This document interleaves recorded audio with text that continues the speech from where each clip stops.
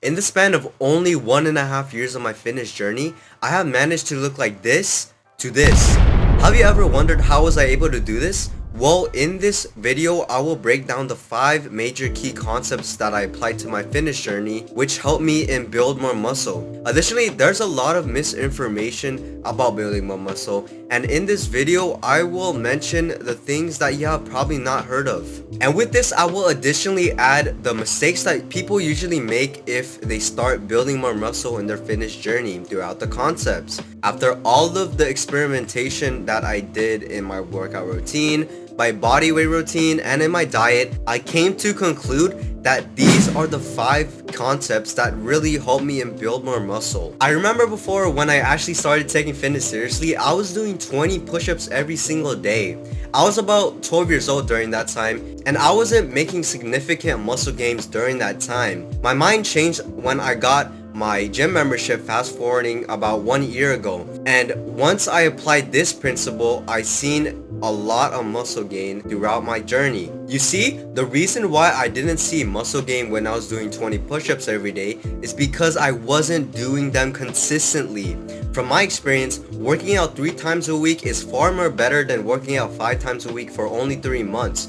Think about consistency and muscle gain as a chart just gradually going up. When I say consistent in my workouts, the chart of the muscle gain and consistently just increased over time until it has reached the top of the chart. Working out consistently is by far the most important concept in this video if you want to build muscle. Because if you really think about it, if you would keep on missing workouts and being inconsistent, you won't gain any muscle. If you are, the chart that I just mentioned before will decrease in muscle gain, resulting in inconsistency. I would highly recommend building the habit of just staying consistent of going to the gym or working out, and don't be shy to start small. The major problem that I see in beginner lifters is that they set unrealistic standards for them to gain muscle in a long period of time. For example, let's say that a person just started going to the gym and they would claim that they would go every single day for the rest of their life. Pretty unrealistic, right? So therefore, set realistic standards for fitness that you know that you're consistent with. I don't care if you're going 1 to 2 times a week working out or going to the gym. As long as you're consistent, it will lead to healthy habits that will help you contribute in more muscle growth. Additionally, once you form the habit of working out 1 time a week, then you can transition going 2 times a week, then 3 times a week, and so on. When I was able to stay consistent in my workouts, I applied these next 2 concepts that contributed to more muscle growth. Imagine challenging yourself trying to carry 200 pounds of weight to reach the top of the mountain. Your goal is not to mainly start off with 200 pounds to reach the top, but first you would start off small. Let's say that you would start off with 50 pounds of weight and you reach the top of the mountain.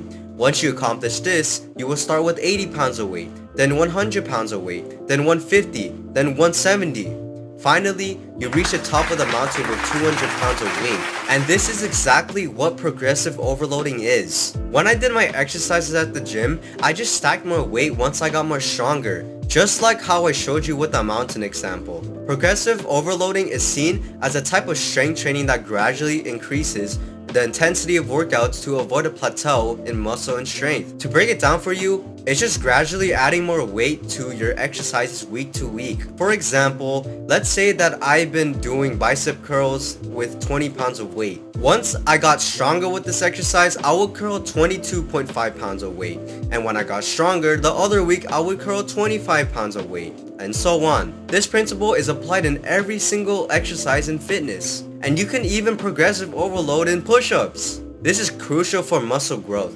And as a matter of fact, this is mandatory if you want to build muscle. Because if you would just stick to curling 20 pounds of weight all year long, you won't gain any muscle. Increasing the weight will build strength, and progressive overloading weight will cause micro tears in your muscles, which over time repairs those tissues to become more bigger, resulting in muscle growth. If you think that this concept is only applied in increasing the weight, think again, because you can also apply progressive overload with reps and sets. On to the next concept. This applies to the last concept that I just covered, as progressive overloading is connected with this. After I got my gym membership, I wasn't really pushing myself to my limit, and in my workouts I just stopped whenever I felt like it was good enough. When I applied training near failure or to failure, I saw muscle growth just seep in my fitness progress. The reason why training near to failure or at failure is connected with progressive overloading is because you need to push yourself a little bit to get more stronger.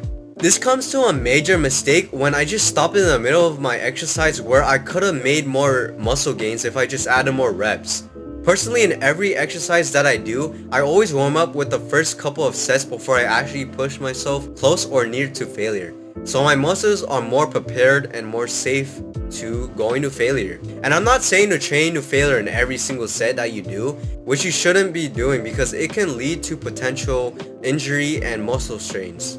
If you train to failure, make sure that you aren't going to failure in the first set. Warm up first, and I would recommend just taking your exercise to failure in the last set. If you aren't taking your sets to absolute failure, I would recommend just taking your exercise close to failure with about 1 to 3 steps before. Moving on to the last two concepts, these are what mostly reflect on what you usually eat. When I just started my fitness journey, I was about 130 pounds during that time, which made me realize that I needed to gain more muscle and mass at the same time. As a result of this, I gained 20 pounds of pure body weight in the span of 7 months, and I cut all that down where I am today at 140 pounds.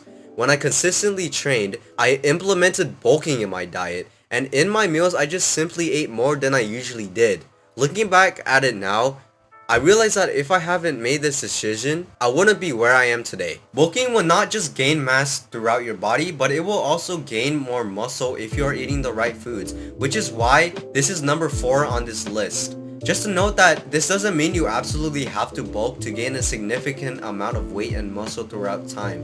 And as a matter of fact, it just depends on where your body is. If you don't have much weight on you and muscle, consider bulking. And if you are overweight, consider cutting and lose fat. Being in a caloric surplus is ultimately the way for bulking. And even if you are 100 calories overboard of your calorie intake, you will gain weight. Studies have shown that being in a large caloric surplus would gain much more fat than the ones that were in a small caloric surplus. So I would recommend being in a small surplus if you're bulking. There's another concept in gaining more muscle and losing fat called body recomposition. And I would highly recommend trying this out if you are overweight or you just tend to have more body mass. But overall, bulking just generally worked for me. One mistake that I saw in other people and even myself is when they started bulking, they just ate whatever they put their hands on just to get more bigger. They will go on a dirty bulk, eating McDonald's every single day and high caloric fat foods just because their favorite bodybuilder ate it. This is where having a healthy diet comes into place. Instead of eating junk food like McDonald's, I would eat lean sources of protein like chicken and beef, which plays a big role in building muscle. I actually watched over what I ate and I realized that all of these junk food wasn't really beneficial for building muscle and even my health. With that aside, I implemented eating a lot of vegetables in my diet like cabbage and spinach, and grains like rice. Just having a simple meal consisting of beef, vegetables, and rice is a game changer in building more muscle. And when I just focus on having a more better staple diet, I seen muscle growth. Just know that you should have protein in every single meal that you eat and complement it with a side of vegetables and rice if you want to gain good muscle growth. With all this being said, these are basically what helped me in building more muscle in my fitness journey. I have a lot of videos regarding this topic, so feel free to click on those videos if you want to gain more information about building more muscle. Thank you for watching this video and have a blessed day.